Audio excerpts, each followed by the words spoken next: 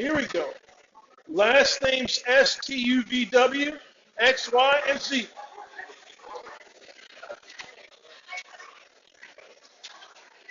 Just bring them on up here. Right there. Okay, good.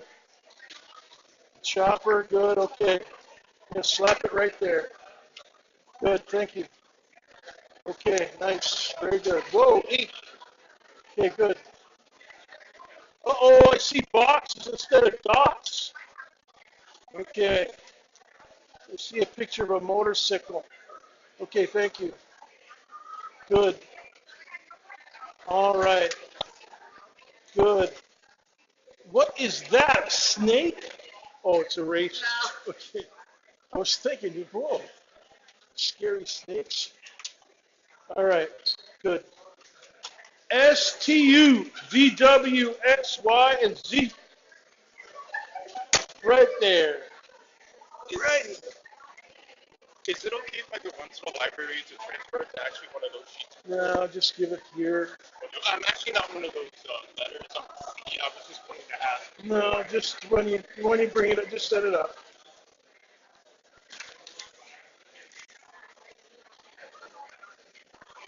Is that it? S-T-U-V-W, X, Y, and Z.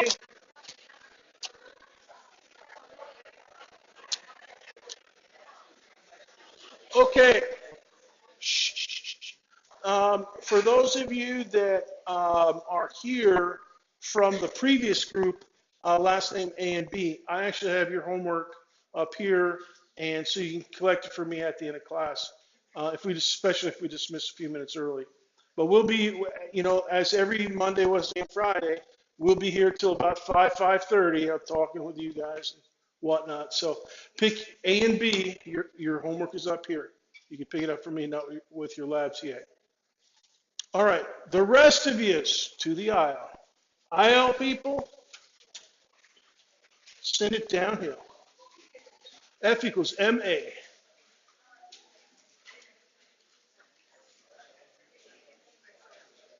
This is my pile.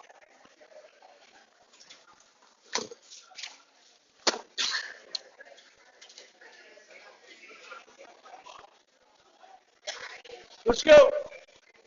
Homework, lovely homework. All across the USA. Homework, homework, lovely homework. That is all I have to say.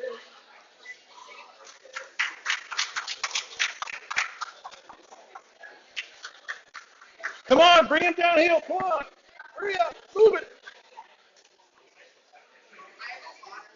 Got him? Whoa, that's a big pile. All right. Stack them right up here. Okay, man. Good. Good, good, good. Uh-oh.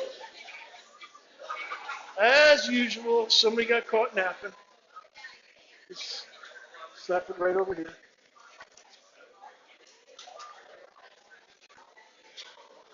For those of you that in some curious turn of events become teachers, collecting papers and stuff, make sure you have some handy sanitizer, because after handling all these papers, you can really pick up a nasty bug. My TA, it's never happened to me, but my TAs definitely have gotten. One of them, one of my TAs a couple of years ago, right before spring break. So his whole spring break, his girlfriend was ready to kill him because he was really deathly sick. Okay, homework 2 grades are up. I put them up this afternoon. You may have noticed. I will just make a little announcement to you about my feelings about the homework. I like the homework problems. I like grading your guys' work, but I'm not happy yet that we've got a good method for getting it back to you in labs and stuff because it doesn't seem to be working very smoothly. So I'm open to ideas. Send me a message or post it in discussions what you think might be a better way of getting the homework back to you. And we'll try to do that. All right, about the chopper problem, it's, it's kind of like this. You've got, in the middle here, you've got a dot to represent the center of mass of your object. I saw a few people in these homework assignments that you drew in boxes. Some of you drew in a motorcycle. That's nice, but put a dot because otherwise your picture is going to get a little bit cluttered up. Don't put box. I don't know why you put boxes, but it's, you're not going to get penalized for it. But so you got. So this is like something like a spacecraft, with a jillion different forces acting on it. And the problem is, you've got to either know all of those forces or be able to measure them somehow. But in any case, the strategy is to add them all up as vectors. Now, I saw in homework 2, some of you added up the magnitude of vector D, the unknown side of the farmer's field, like it was a bunch of donuts, just adding them up, instead of squaring and then adding them up and then square rooting the result. In other words, adding in quadrature, the Pythagorean theorem. So when we're dealing with forces, sometimes you can add them if they're all one-dimensional. But like a situation like this, you got a lot of trig. But the thing about it is, it all boils down to one net force. And that's what you're shooting for. What is your last name? Okay, slap it in there. Okay. Homework. So you're shooting for that. Now, the problem that we had for homework with the motorcycle, the chopper, you had, well, let me clear up this picture a little bit here. All right, so the chopper problem, we don't have all those forces, we just got a few. All right, so here's what we got. We have the frictional force and the F subscript P, the propulsion force from the motorcycle, and the red force vector leftward is the friction force. And then we also, I asked you to take care of the vertical forces, the weight force downward and the normal force upward, and they balanced out. So you didn't really have to worry. You didn't even have to calculate them. All you had to do was graph them in as two arrows, one up, one down, and equal size. And these ones are not perfectly to scale, but they're fairly close. And then the other thing that we had was the net force vector. And you didn't have the net force vector, but you could calculate it because you knew the mass of the motorcycle and rider together, and you knew the acceleration that had been measured, 3.50 meters per second squared. So you could figure out the net force, and they gave you the frictional force at 90 kilometers per hour, and your objective was to figure out F subscript P. So this was your equation, your basic equation, and I'm not even putting in here the weight force and the normal force, although you could put them in there. The two forces that do not balance are the frictional force and F subscript P. So we know the frictional force, that's given. We can compute the net force, and therefore we can figure out what F subscript P is. And F subscript, this problem is, this is like a calibration problem. In other words, you put your prototype motorcycle out on the test track and you gun it and see if the propulsion forces can be produced safely. So in other words, does F subscript P tear apart your transmission? All right, if you know the limits of your transmission, you want to stay a safe margin below that danger limit. And so that's kind of what this problem is. So it's not really a brain teaser, but it is, it's an engineering problem, really. Out on the test track with your chopper. All right, let's talk about the weight force. Let's calculate the weight force of a T-Rex. Get your clickers going. Here's the formula for the weight force. It's just F equals ma. The weight force has a customary symbol W. In our textbook, it's a lowercase w. I usually use capital, but it doesn't really matter. Just the way that the acceleration due to gravity at the surface of the Earth. Do you have homework to hand in? Go ahead and shoot it forward.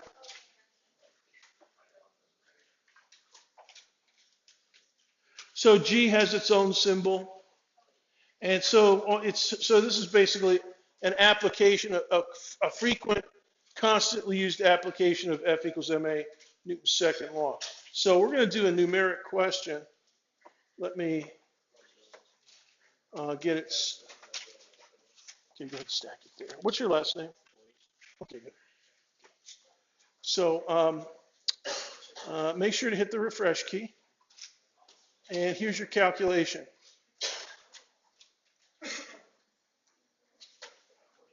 $342 kilogram T-Rex. And don't put a minus sign in, just give me the whole positive number of newtons. How do you do numbers? Well, you hit the refresh key, and it'll land you on the number 1. It's kind of like an old-timey cell phone, where you have to hit the 3 key 3 times to get the letter F.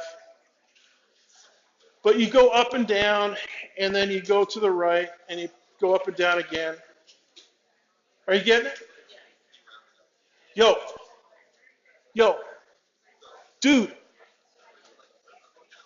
Get him. No. In front of you with the gray shirt. Dude. No, up here. You were asking me how to do it. Have you figured it out? Okay. I'm over here, 5 minutes trying to get your attention. I should have used donuts.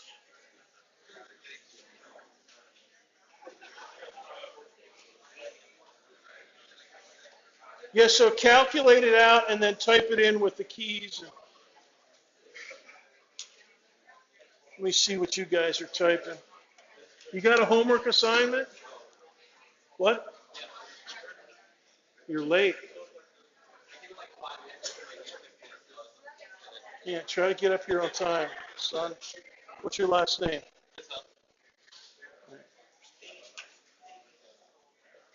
People that are late all the time.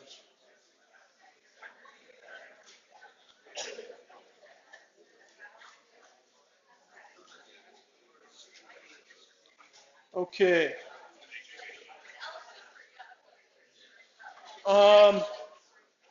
Round it to the nearest whole number. I don't want to see anything point something.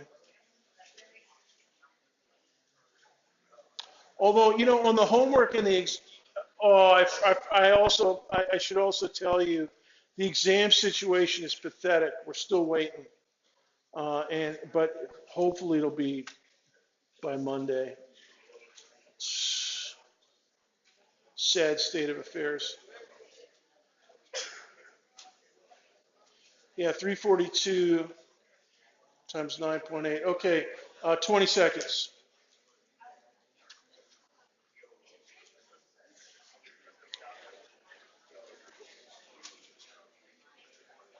10, 9, 8, 7, 6, 5, 4, 3, 2, 1, 0.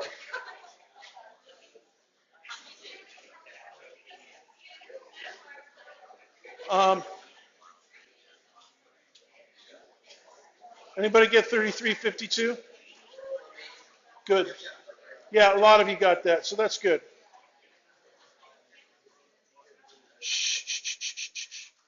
Now, I want to go over some concepts about mass and what the mass measurement is. Mass is kind of a mysterious quantity. It is the numeric quantity that encodes the inertia of an object, the object's resistance to a change in its dynamical state. Okay, so if you have a large mass, it's hard to get going.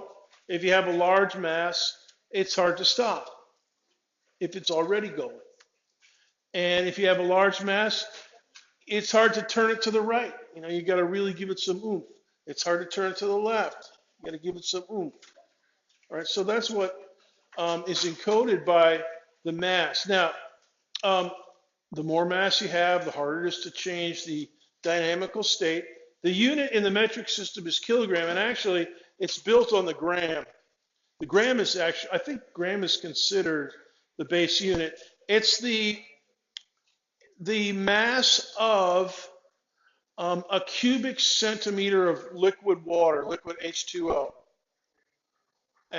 It's some, I think it's like 21.5 degrees Celsius in Paris, France on a nice day, kind of a thing, because it was invented by the French. So a cubic centimeter of water. So what you do is you take a certain number of cubic centimeters of water, you put them in one side of the balance, and then the object that you're trying to weigh, you put on the other side. And if they balance, then you know the number of grams in the left side of the balance is the mass of your object that you just measured it. Okay? So here's the logic. So you balance your object in the balance with a countable number of cc's of water, cubic centimeters. Okay, so for instance, this bottle of water here is a 1 liter bottle. Okay, so that's 1,000 cc's, 1,000 grams, according to the metric system.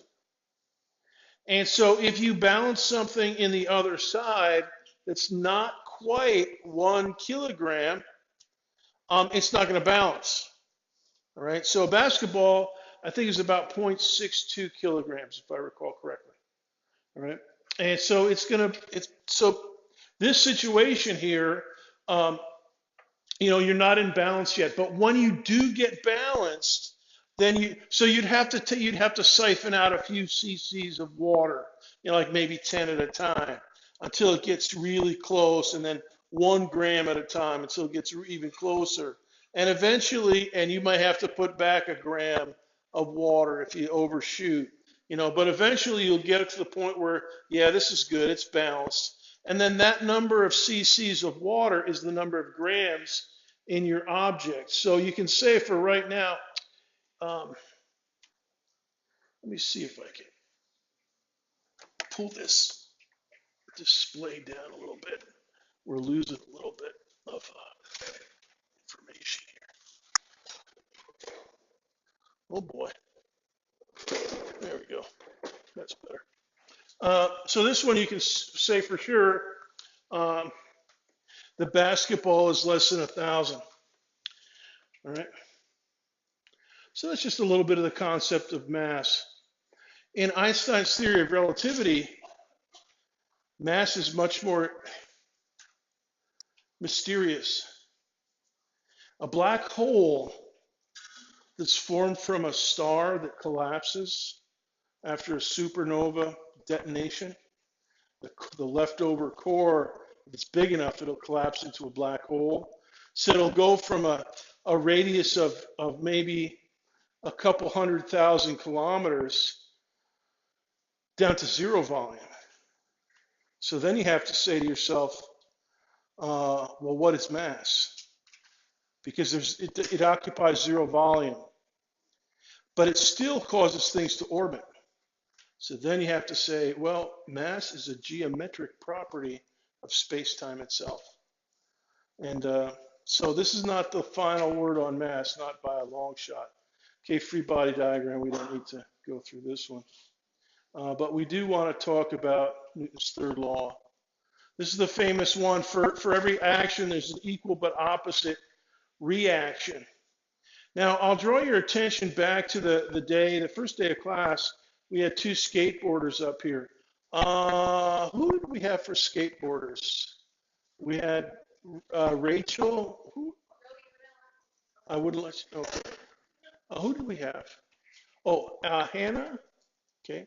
Hannah and one other person that sat somewhere. Anyways, so Hannah went really flying off in the, and you know, I told you that this skateboard interaction demonstration, it demonstrates all physical interactions in the universe. But she didn't have an equal reaction. If you looked at her velocity, she had a lot more velocity than the other guy, remember? Yeah, you went skating way off to the side. Yeah. And the other guy, he had some velocity, but it wasn't, he wasn't like totally stuck. And then think about it, if you were to take a skateboard to the wall here, the wall is effectively infinite mass. You can't move it. But it's rigid and it'll push you back the other way. So you push the wall moves, it might move in, like a nanometer where your hand is. In other words, not very much. But you go flying, okay?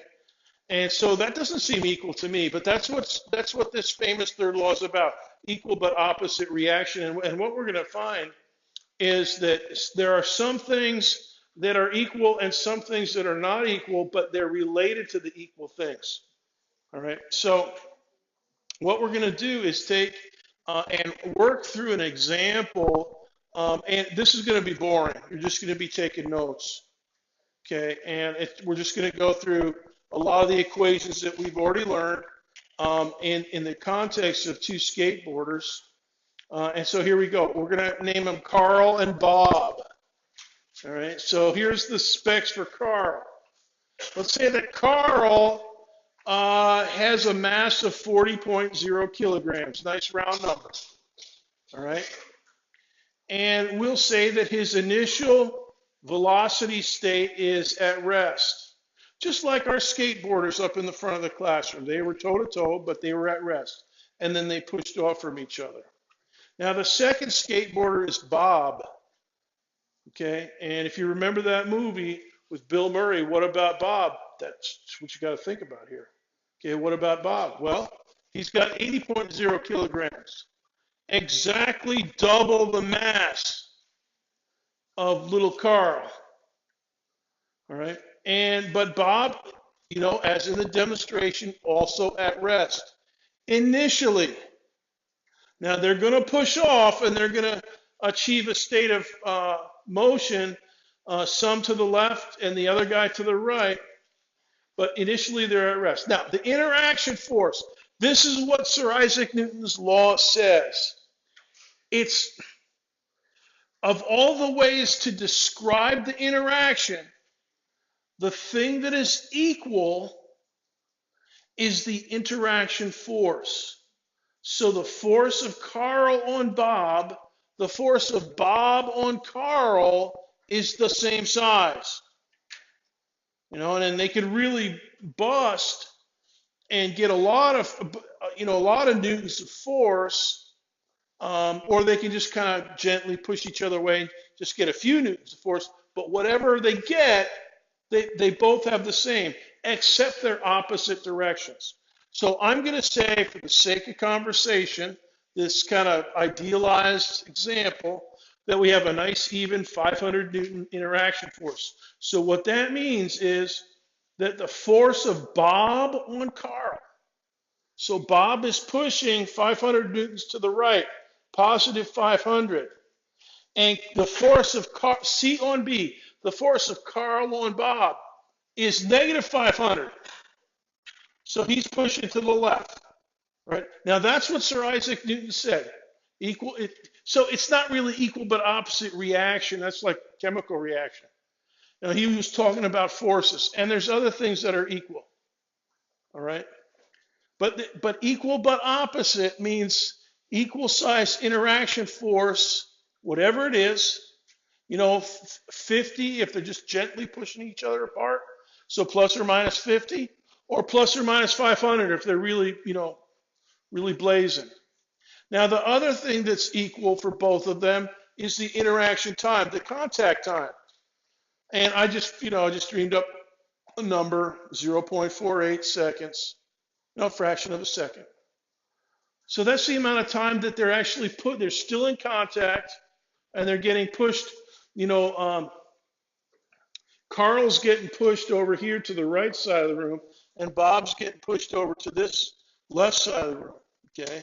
But only for 0.48 seconds. And then after that, they're out of contact, okay? So this is another quantity that's equal for both of them, and it is significant. The force of interaction and the contact time, or the contact, we'll call it the contact time. Both of those things, so put a red star or a box around it or something. Those two items are the same size, although the forces are opposite directions. So you got to put that caveat in there. All right, now let's figure out the F equals ma accelerations. Second law, F equals ma. They both have 500 newtons of interaction force, but different masses. All right, so for Carl, it's 500 newtons divided by his mass, which is 40. So Carl has, to the right, 12.5 meters per second squared of acceleration. So that's a little bit more than a g, 9.8 meters per second squared. All right, and so make a note, that's the result of F equals ma, or actually A equals F over m. Do you have a question? Question? Yeah. Is it being multiplied or Divided, that's 500 divided by 440. Yeah, sorry, it's not that clear. All right, now Bob's similar, but he has a different mass, and he has a minus 500. Bob's getting pushed over here to this side of the room. It's all right, one goes right, one goes left. What do you want? That's the way it works in nature. Okay, but he has a different mass. He's a bigger individual. So his acceleration is negative 6.25 meters per second squared. All right, a little bit less than a g. All right. Now, the amount of velocity that each guy gains happens during the contact time, 0.48 seconds. So you can say, all right, I'll use this equation, delta V equals A delta T, to figure out how much speed they gain. Now, what's the delta V of Bob? What's the delta V of Carl? Because we know from Hannah and the other individual that their delta V's are going to be different. So when Newton says equal but opposite reaction, he's not talking about delta V, because those are different. But you can figure them out. Here we go for Carl. Delta V, his acceleration, 12.5 meters per second squared, times the contact time, 0.48 seconds. And that works out to 6 meters per second. So he's blazing off to the right at 6.0 meters per second. Okay? He's a smaller individual, 40 kilograms, so he's got a little bit more speed. Now, Bob's got a little bit, but not quite as much, because he has a smaller acceleration, 6.25, and it's leftward. So minus 6.25 meters per second squared times 0.48. So he gets only 3 meters per second to the left. So that comes in on this equation, negative 3.00 meters per second. So those are the two delta V's. Okay, and that's just like, this is an idealized case of what we did on the first day of class.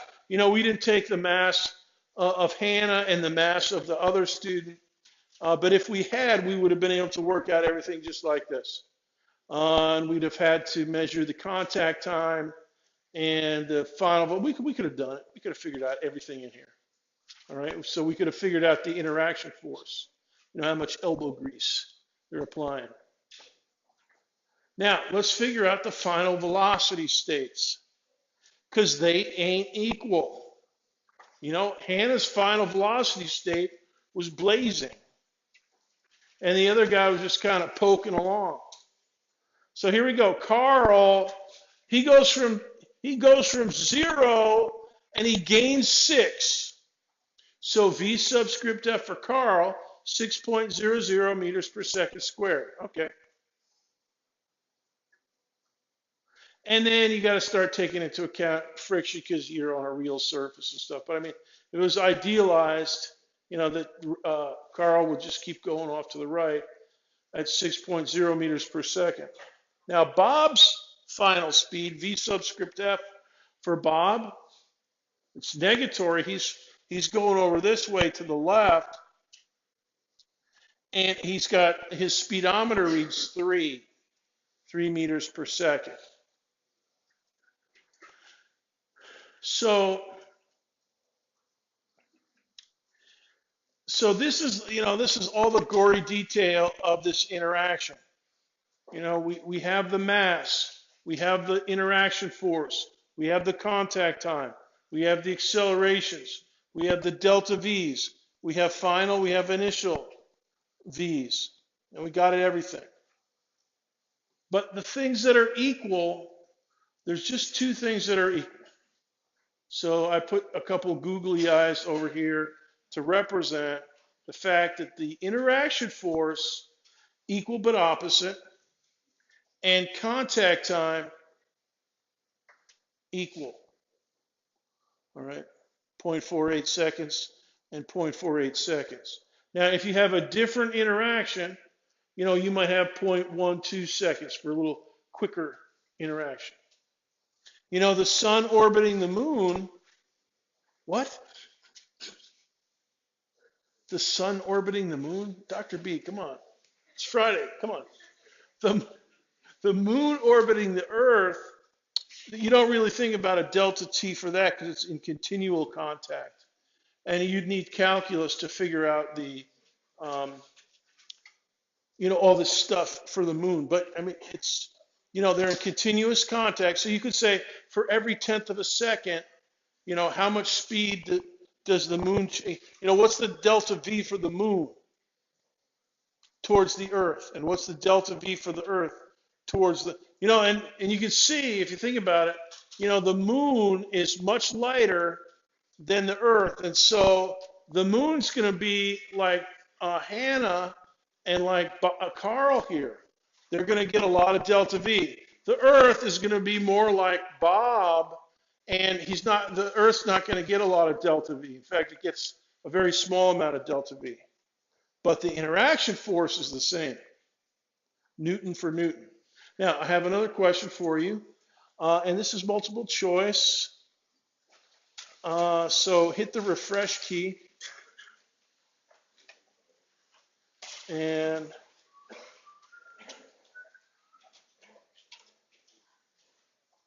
just calculate this product. 500 newtons times 0.48. Because those are the 2 equal things.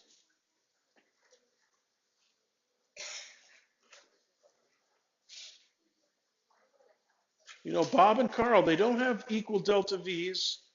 They don't have equal accelerations. But they do have equal forces oppositely directed. And they have equal contact times or elapsed time.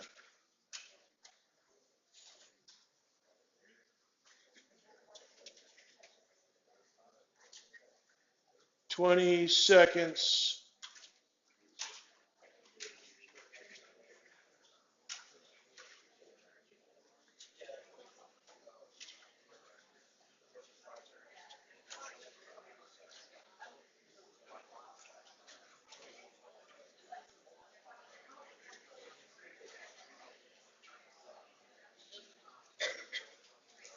Ten, 9, 8, 7, 6, 5, 4, 3, 2, 1, 0.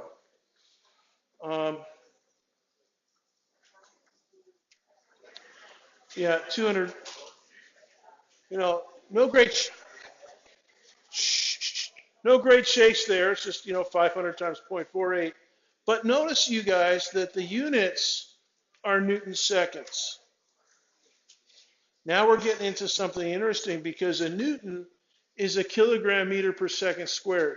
So a Newton second is a kilogram meter per second, right? And so that's the second equation block down there towards the bottom right-hand side of the page.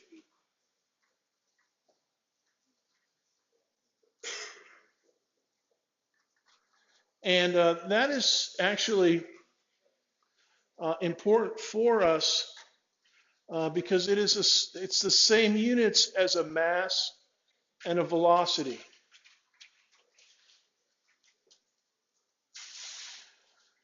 The two equal quantities in the interaction are the delta T and the interaction force. Now we know the velocities are not the same and the masses are not the same. But it does give you a tip about what might be ahead for us. Let's do another question.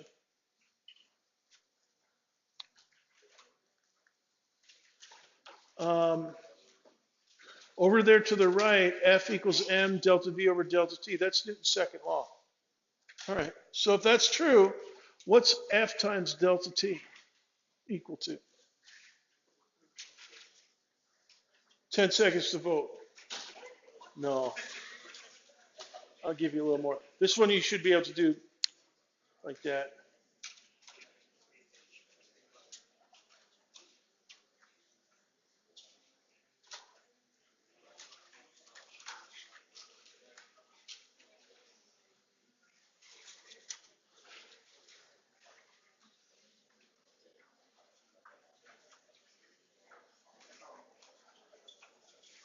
$15 seconds starting now.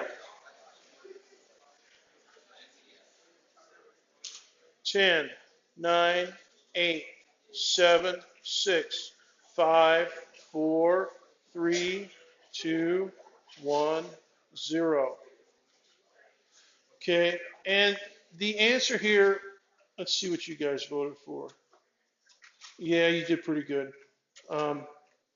M delta V. Now, I want you to write down an equation in our textbook that we're using this semester. They don't introduce the impulse equation right away. I would introduce it at this point in the textbook if it were my book, but F delta T, those are the two things over there that are equal. So if you have equal times equal, that means M times delta V is going to be equal. So this is the thing that Sir Isaac Newton's thinking about. He's actually thinking about in his famous textbook on page 1, the natural principles of or the mathematical principles of natural philosophy, also known as the Principia. The very first page, he's talking about this stuff, M delta V. And that is what, when he's talking about equal but opposite reaction, that's what he's talking about. M delta V. M's are different. Bob and Carl, different mass. Delta V's are different. What was it, 6 and 3? But the product, what's the product of Carl? Let's see, Carl was 40 and 6, so that's 240, right? Is that right? And then Bob is 80 times 3, so that's 2. Oh, wait a minute, that's what we just calculated, right? F delta T. Ding. See how it's working out? So this thing about Sir Isaac Newton, equal but opposite reaction, he's not talking about chemical reactions. He's talking about this stuff. Here's a famous postage stamp from Germany, Deutsches Bundespost. See that up there? That little equation? Yeah. That's the That's the impulse equation. That's what he was thinking about. That the things that are equal are the changes in MV. MV, my wonderful students, is known as the momentum. Momentum and energy rule the world. The four-dimensional structure of space-time, the three spatial dimensions, and one temporal time dimension, they partner up with momentum, three spatial momenta, and one energy. Dynamically and geometrically, they partner up, and they rule the world.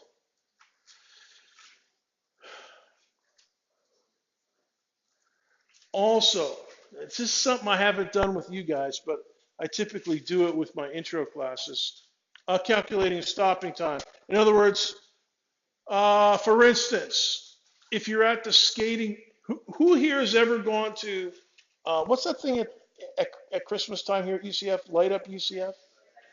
And raise your hand if you've ever gone ice skating over there.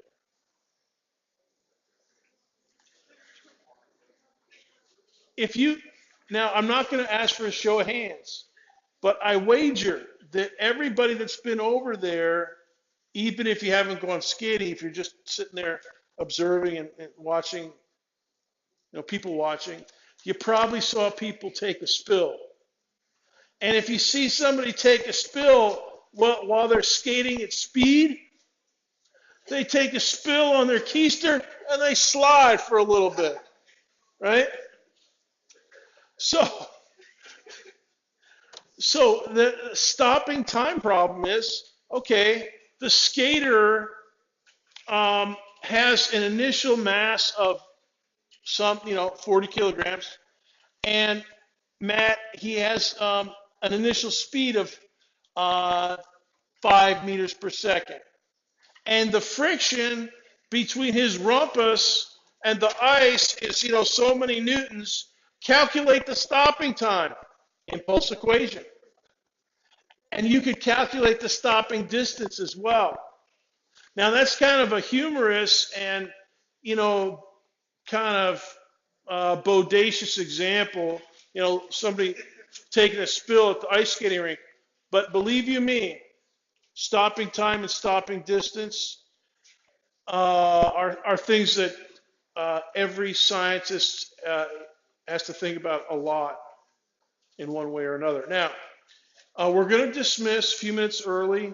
Your homework assignment for the weekend is to complete reading chapter 4, and I'll see you on Monday.